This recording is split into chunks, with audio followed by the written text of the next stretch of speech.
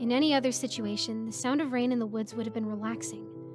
However, due to the circumstances, it just made my stress skyrocket. My teeth chattered and I hugged my chest, trying to keep any lingering body heat close. I had foolishly gone off trail and got caught up in a late spring rain shower. The temperature had plunged, silencing the annoying bugs, and also ensuring that my clothes would remain wet and uncomfortably cold for a long time. I was hopelessly lost. I had no idea if I was heading towards the hiking trail or away from it. I hadn't deviated from a straight line, nor had I disoriented myself, and when the rain started falling, I turned around and started walking back. My gaze alternated between looking down at the earth and looking up, hoping to see an open space of the hiking trail ahead. I looked up one last time and my heart soared. Up ahead, I could make out a break in the trees where there seemed to be a gap. That must be the hiking trail. Carefully, I moved quickly, motivated by the sight. However, my heart sank when I finally broke free of the woods. Instead of a trail made of trampled dirt, I stood at the edge of the road that went on for miles, covered in tall grass. I crouched down to examine the road, and through the tall blades of grass, gravel peeked out. This hadn't been used in a long time. I stood back up, momentarily disappointed, but then I realized something. Even though this road hasn't seen traffic in ages, this had to lead back to civilization. But which way should I go? Well, I'd walk to the left, and if I didn't find anything, I'd turn around and go the other way. It was thanks to the glimmer of hope that made me take off in a brisk run. At the end of the road, I was greeted by the sight of a large, abandoned house. I should have turned back around once the road entered the woods, but I figured this was a shorter and easier path through the woods that'd lead to somewhere else. Instead, this was the final destination.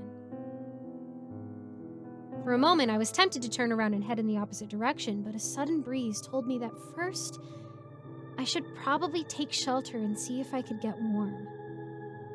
I approached the house and stopped, admiring it. It was incredibly old, but still stubbornly standing against time and the forces of Mother Nature. It was a bit odd, though. You'd think the front of the house would be facing the road head-on. Instead, it was the back side of the house that faced the road. I paused, and the corners of my mouth twitched. What came to mind when looking at the house was the picture of that tiny kitten with its back to the camera that had the captions of, "No talk, me angry." What came to mind when looking at the house was that picture of that tiny kitten with its back to the camera. It had the captions of, "No talk, me angry." Off to the side, there was an old cellar, its doors wrenched open. I definitely did not want to take shelter in that place, which was no doubt a dark and damp and musty place. In front of me was an entrance with no door. This led me into a dusty old kitchen. I could almost imagine a woman dressed in 1950s clothing standing at the kitchen sink, wistfully staring at the road while she scrubbed dirty dishes, wishing she could do more with her life. I blinked. The image had felt so real. So real, I could almost smell the dish soap she was using. A bit freaked out, I shuffled further in, wanting to get away from the cold air that followed me in. I frowned at the sight of the trash in the hallways. Old magazines, cigarette butts, broken beer bottles, and other garbage that I did not want to think about littered and rotting floorboards. The walls were cracked, and stubborn kudzu crawled up the sides. The sight of the invasive plant made me wince. No doubt in the future the entire house would be smothered in kudzu. Poor thing, I muttered out loud, feeling sympathy for the house. A quick walkthrough of the first floor revealed to me that nowhere in the house was a good spot to warm up, and I didn't want to go upstairs because of the giant hole in the staircase. I wasn't athletic enough to jump over it. Thankfully, there was a space behind the staircase that provided some shelter from the cold air. All the windows were broken, and the front door was missing. It was better than nothing, I thought. Ugh, I groaned, burying my head in my hands. I'm so stupid. I knew better than to walk into the woods without my phone or backpack. The past me had decided it'll be a quick walk. I won't go too far. I sat idle, occasionally squeezing my shirt to try and get any remaining water out. I even took my shirt off, but the chill in the air made me put it back on. While my clothes were damp, they still at least provided some protection. At one point, I started to doze off. First, I kept waking myself up, wanting to be alert, just in case someone ventured into the house, but then I allowed some sleep to overcome me. It'll do me some good, I thought. I need to rest. Something made my eyes fly open. I stared at the ceiling above me, trying to remember where I was. Oh yeah, I got lost and found an abandoned house. Why did I wake up? It didn't seem like much time had passed since I nodded off. I closed my eyes again. And then they opened.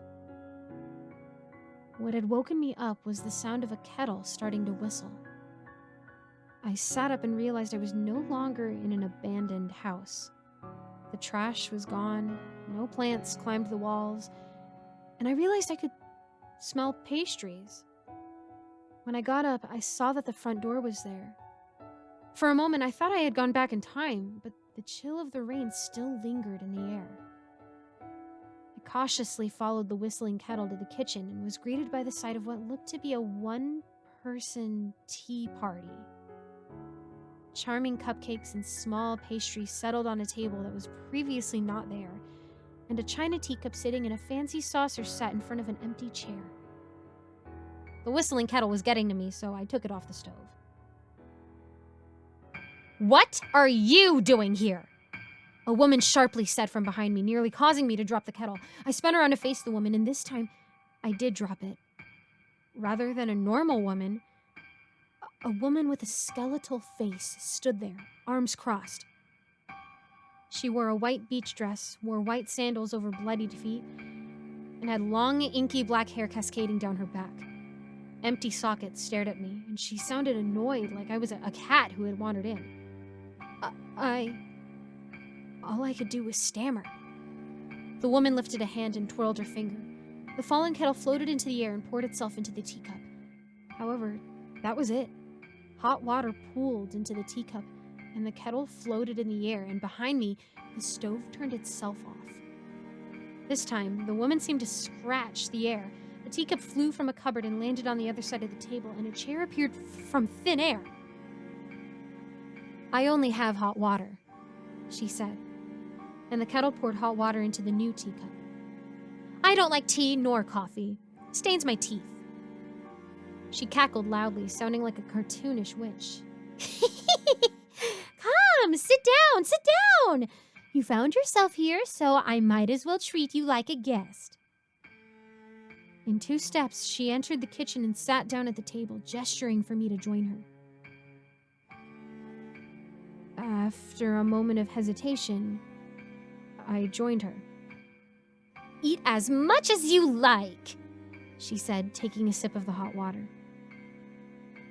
I nervously picked up a cupcake and took a small bite out of it. It was incredibly sweet and made me chase away the taste with a deep sip of the hot water, which made me warm. I'm sorry I trespassed into your house," I said. "I got lost in the woods and found my way here." "It's not my house," the woman said, placing the teacup into the saucer with a tiny click. "Are you trespassing too?" I joked, instantly hating myself. "I suppose so," she shrugged. "I've been wandering for several decades and so happened to find the house a few months ago. It's got plenty of trauma that allows me to manipulate it.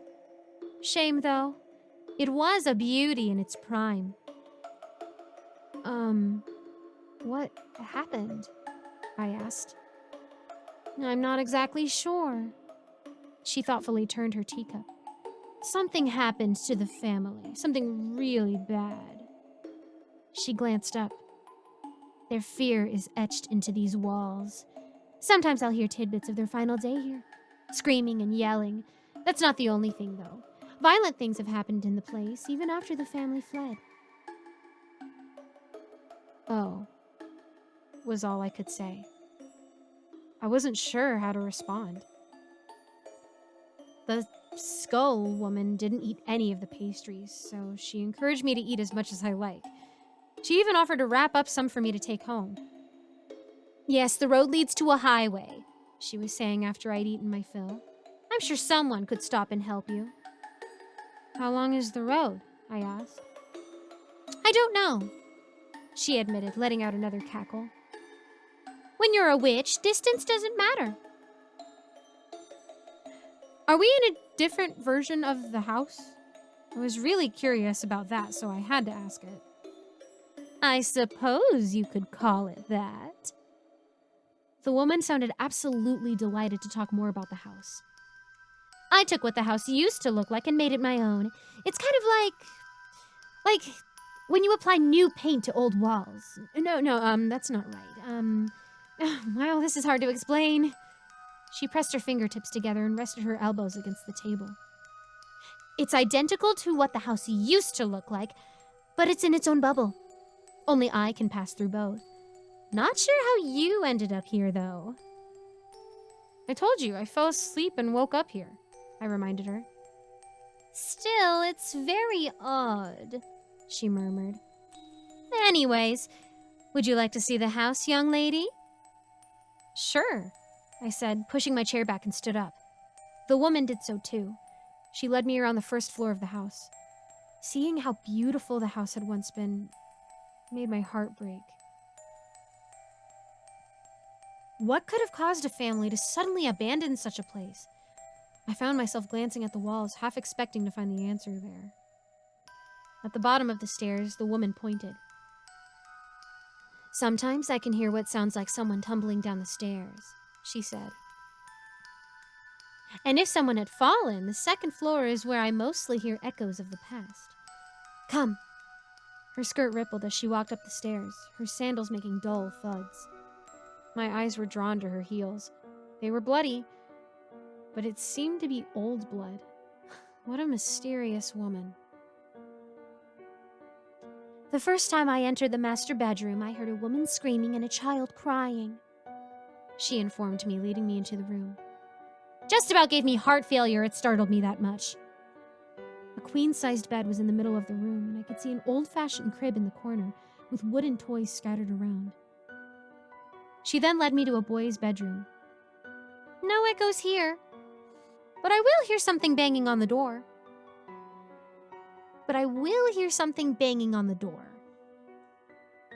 "You should do a haunted house tour," I said, following her into the hallway. "You'd get rich real quick." I'll think about it, she cackled. "The hallway is active every now and then, but I don't think that's related to the original owners of this house.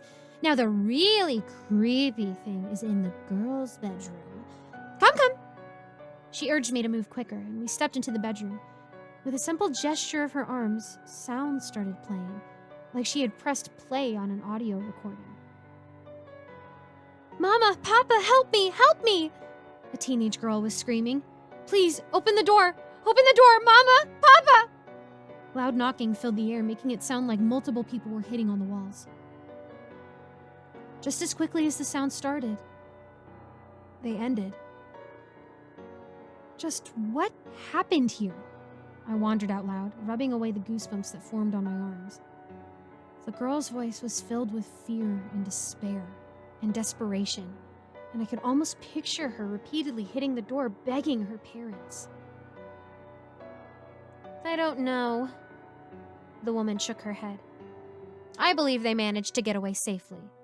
She hesitated for a moment. "At least, physically, they did. I have no doubt part of them will always be here, trapped in a never-ending loop of that day." Quietly, she added in, "I think it's time you ought to leave. It'd be a shame if you got trapped here, too."